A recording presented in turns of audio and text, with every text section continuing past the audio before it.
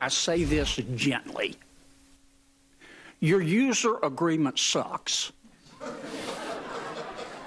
How can Cambridge Analytica happen with so much of your workforce dedicated to these causes? How'd that happen? Why should we trust you to follow through on these promises? You don't think you have a monopoly? It certainly doesn't feel like that to me. In retrospect, I think we clearly view it as a mistake that we didn't inform people. Facebook founder and CEO Mark Zuckerberg taken to task this week by Congress, testifying on Capitol Hill over the Cambridge Analytica data mining scandal and so much more, even the censorship of conservative content. And that saw that Cambridge Analytica scandal, 87 million Facebook users had their information compromised. Facebook investors, however, liked what they heard from Mark Zuckerberg, the stock finishing the 2 days of testimony up more than 5%. So is the scandal finally behind Facebook, and should you be a believer in that social media platform? To the Fox Business All-Stars, Lauren Simonetti, Connell McShane, and Christina Partsenevelos. Welcome, one and all. Connell, to you first. Wow. That was elevated discourse. Yes. On, again, what did I said it was like watching my father try to use the Facebook app for the first time and then somehow magically like dimming the screen to the point that he insists the phone is broken and then throws it. I know all the jokes we've made, but we have a 13-year-old in our house that's assigned to chaperoning my parents through the process of using technology because I just can't take it. So it did remind me of the way she deals with them in a patient fashion. But listen, Facebook's market value went down by like $80 billion since the middle of March coming into those 2 days. And as you just said in your introduction to us, it went up 5%. The stock did in the 2 days that Mark Zuckerberg was in Washington. So on that basis alone, and that's kind of how we score things around here, I guess advantage Zuckerberg. We'll see what happens down the line with regulation, first in Europe and then here. But seemed like a pretty good 2 days. He only had 2 jobs: to not sweat profusely like Richard Nixon and to not be a jerk to the senators and the congressmen who were questioning him, and to kind of keep a stone face. And that's what he did. He was reading a script written for him by lawyers. But the question is, I think that the takeaway from those hearings was Facebook could be regulated by people who really don't understand the internet and social media. Even suggested maybe putting a watchdog agency called the Digital Something Agency, and that's something that's probably not going to happen anytime soon. But I think one of the biggest takeaways for me was the fact that Zuckerberg wouldn't really answer what Facebook does with your information, specifically from device to device. There was a Senator, Roy Blunt, who asked Zuckerberg specifically that. Can you share your information from your phone to your computer? Or what about if you're offline? And Zuckerberg didn't answer the question. And so that already is a huge sign that he's just being evasive about all of those facts. And it's true. If you're offline, it could still track what you're doing. And that's the scary part, and why there needs to be some type of change going on. Europe is a good start.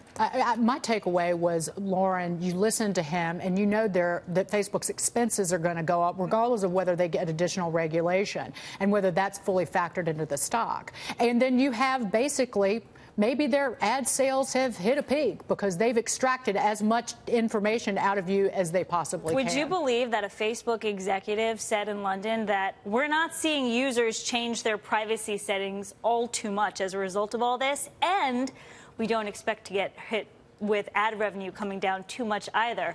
So it begs the question, we pretend that we care about all of these things, but Facebook is so ingrained in our lives, or it's too complicated, and this is where Europe comes in, because in Europe it's different.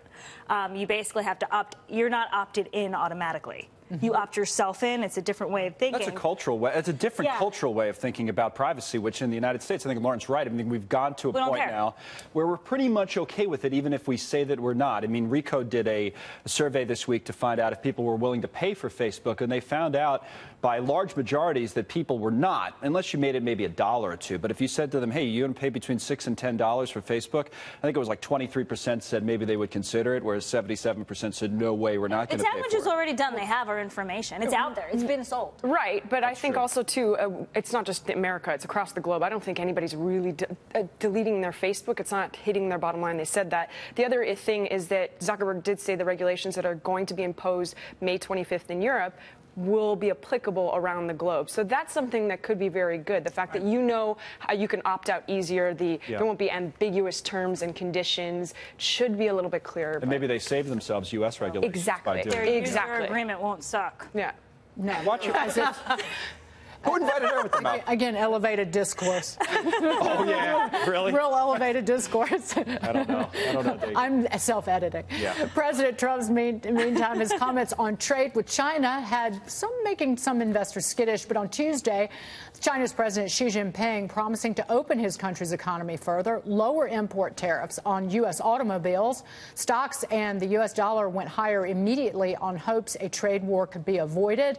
Is the president's strategy working? We got good news, Christina, about the Trans-Pacific Partnership. Maybe we're looking into rejoining that partnership, which would be a counterbalance to China, 11 nations. Right. And that was some uplifting news Thursday. This is something that President Trump said no to 3 days into his term. So he's going back, and I think a big part of that is the farmers and the agricultural producers, mostly in Republican states, that are saying this is going to hurt us big time. He hasn't been working with any other allies. Europe, he's excluded. Japan, one of the United States' biggest allies, he didn't give them an exemption for steel and aluminum.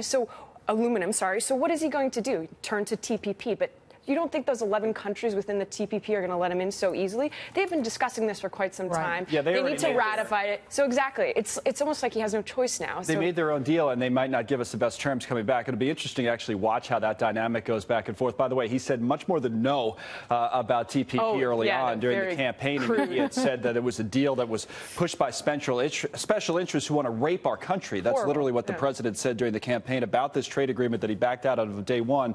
It looks like maybe he realizes that was a mistake. I mean, it didn't make logical sense from the beginning to say to yourself, hey, I want to be tough on China. There's a trade agreement already in place that its explicit purpose is to be tough on China. Right. It was there to counter the Chinese. That was the Obama administration's logic for getting in. Now getting back in might be a little bit tough. So we'll see how Larry Kudlow and company And handle I that. think he got an earful from farmers and people in those states this past week. And I have said it, I wish that he would just call some of the hog farmers and soybean growers on the phone who are from my region of the country. Because, again, if anything, this is a tariff-first, ham-handed, haphazard trade policy, starting with those steel and aluminum tariffs. And it just leaves growers and farmers in this country not even knowing what to plant going into the spring planting season. That's his base. That's his. Those are the people that voted for him. And I wonder how much China used that to their advantage in the tit for tat and the tariffs. They were very strategic in terms of. I'm also curious. Next week we find out the other items that get slapped with tariffs of about 25%. So far, clothing and furniture, two major items. Come on, we all like home goods and our cheap furniture and our cheap clothes. If that goes up because of China retaliation, that really will hit us in the pocketbook. Connell, great to see you. Lauren, Christina, thank you so much. Superstars all.